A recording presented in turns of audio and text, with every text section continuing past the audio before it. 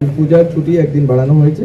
সরকারকে যারা অস্থিতিশীল করার জন্য চেষ্টা করছেন, দেশকে অস্থিতিশীল করার জন্য চেষ্টা করছেন, তাদেরকে জেনে রাখা দরকার যে সরকার খুব নিবিড়ভাবে এই দেশের সকল জনগোষ্ঠীর সাথে আছে। বিশেষ করে সংখ্যালঘু সম্প্রদায়গুলো, শুধুমাত্র হিন্দু সম্প্রদায় না, বরং বৌদ্ধ এবং অন্যান্য যারা সম্প্রদায় আছে তাদের সবার সাথে নিয়মিত সংলাপের আয়োজন হচ্ছে। পূজার ছুটি একদিন বাড়ানো হয়েছে এবং এর মাধ্যমে মূলত একটা মেসেজ দেওয়া, এই দুটি উদ্যোগ গ্রহণের মাধ্যমে যে গ্রামে বা শহরে যেখানেই হোক না কেন, যারা বিভিন্ন দেশি বিদেশি চক্রান্তের অংশ হিসেবে আপনারা বাংলাদেশের সাম্প্রদায়িক পরিস্থিতিকে আপনারা বিশৃঙ্খল করে তুলতে চাচ্ছেন এবং বাংলাদেশের যেই গণ অভ্যুত্থানের পরবর্তীতে যে সরকার আছে, সরকারকে যারা অস্থিতিশীল করার জন্য চেষ্টা করছেন, দেশকে অস্থিতিশীল করার জন্য চেষ্টা করছেন, তাদেরকে জেনে রাখা দরকার যে সরকার খুব নিবিড়ভাবে এই দেশের সকল জনগোষ্ঠীর সাথে আছে। বিশেষ করে সংখ্যালঘু সম্প্রদায়গুলো, শুধুমাত্র হিন্দু সম্প্রদায় না, বরং বৌদ্ধ এবং অন্যান্য যারা সম্প্রদায় আছে তাদের সবার সাথে নিয়মিত সংলাপের আয়োজন হচ্ছে, নিয়মিত বোঝাপড়া হচ্ছে এবং সরকার তাদের ন্যায্য দাবিগুলো মেনে নেওয়ার ক্ষেত্রে যথেষ্ট ওপেন আছে এখনো। এবং আমরা মনে করি রাজপথের আন্দোলন বিভিন্ন ইস্যু নিয়ে হতেই পারে, কিন্তু আমরা চাই যে আন্দোলনে এখানে যারা সংখ্যালঘু সম্প্রদায় থেকে আন্দোলন করেছেন তাদেরকে আমরা অনুরোধ করব, সরকার ধীরে ধীরে পদক্ষেপ নিচ্ছে।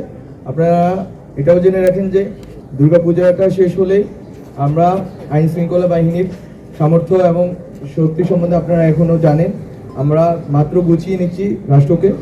তো এই সময়টাতে আমরা মনে করি খুব দ্রুতই যারা ক্ষতিগ্রস্ত হয়েছে সেই সকল ফ্যামিলিগুলো জাস্ট পুনর্বাসনের জন্যই আমরা টাকা সরকার থেকে দেওয়া হচ্ছে এরকম না, বরং যারা ক্ষতিগ্রস্ত হয়েছে এবং উদ্দেশ্যমূলকভাবে অথবা ইনডিসক্রিমিনেটলি হামলার শিকার হয়েছে তাদের মামলা, তাদের জন্য তারা যাতে ন্যায় বিচার পান, এইবার হয়তো 4 দিন একটানা সময় পাওয়া যাবে।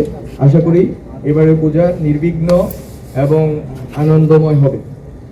আর যে বিষয়টা বললাম যে শুধুমাত্র হিন্দু সম্প্রদায় নয়, আপনাদেরকে এখানে আপনাদের এই সুযোগে আমি বলে রাখি, বৌদ্ধ সম্প্রদায়ও যেভাবে নিপীড়িত তারা অনুভব করতেছেন, তারা নিপীড়িত হয়েছেন এবং তারা অনুভব করতেছেন তাদের নিরাপত্তাহীনতা রয়েছে। আমরা সেটাও খুব নিবিড়ভাবে পর্যবেক্ষণ করছি ওখানকার পরিস্থিতি এবং আমরা দেখব যাতে তারাও নির্বিঘ্নে এবং আনন্দের সাথে তাদের প্রবারণা পূর্ণিমা উদযাপন করতে পারেন।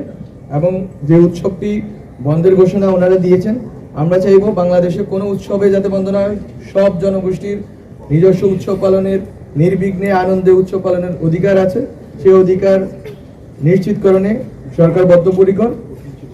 হ্যাঁ, কোটির জীবনদান উৎসবের ব্যাপারে আমরা খুব শীঘ্রই এমন করে ব্যবস্থা নিব যাতে ওনারাও যেভাবে এই দুর্গাপূজার বিষয়ে সংশয় সন্দেহ দেখা গিয়েছিল, আমরা এখানে এসেছি, আশা করি খুব আনন্দের সাথে এই পূজা উদযাপিত হবে। এবং যারা দুষ্কৃতিকারী তাদেরকে আপনারা এখানে, আমি গতকালকে দেখলাম যে সিসিটিভির ব্যবস্থা করার কথা বলা হয়েছে। খুবই এটা আমাদের অনেক দিনের কথা ছিল যে আমরা যখনই কমিউনিটি লিডারদের সাথে বসেছি বলেছি যে যেন ওনারা সিসিটিভি ক্যামেরা ব্যবস্থা করেন, যে কোনো দুষ্কৃতিকারীকে যেন দ্রুততম সময়ে গ্রেপ্তার করা যায় এবং আইনের আওতায় না যায়। কোনো রকম দুষ্কৃতিকারীকে কোনো রকম প্রশ্রয় দেওয়া হবে না।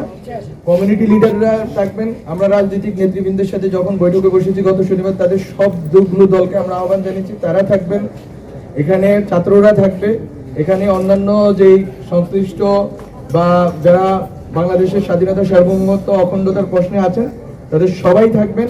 সবাই থেকে এই দুর্গাপূজা এবং বৌদ্ধ প্রবারণা পূর্ণিমা, ত্রিবর্ধান উৎসব, সবগুলো জনগোষ্ঠীর উৎসবকে ওনারা নিরাপদ এবং নির্বিঘ্ন এবং আনন্দময় করে তুলবেন।